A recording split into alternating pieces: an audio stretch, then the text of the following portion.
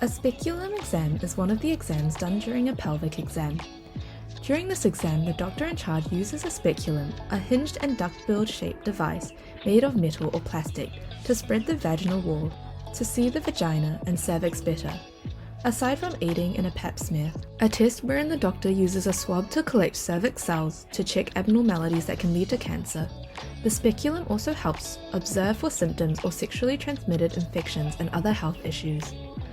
A speculum's exam results are written on a clinical note or are usually memorized by the doctor in charge. However, if you're the doctor assessing your patient and need a document to record your patient results or a guide or reference for a speculum exam, check out our printable speculum exam template. To use our free speculum exam, follow these steps. Download our speculum exam template from the Carepatron platform, which you can find in the link in the description.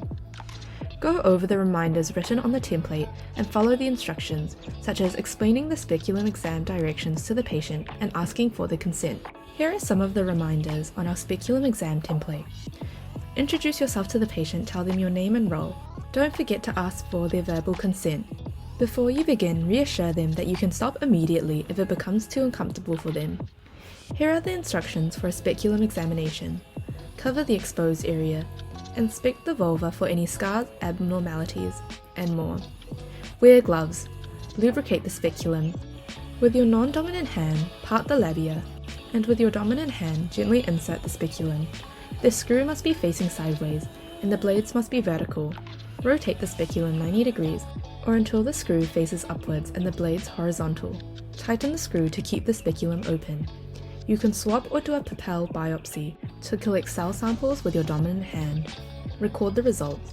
After you conduct the test and ask the patient to dress up, you can record any abnormalities you observed, or if none, tick your chosen process of collecting samples. Feel free to write down any additional notes in the space provided.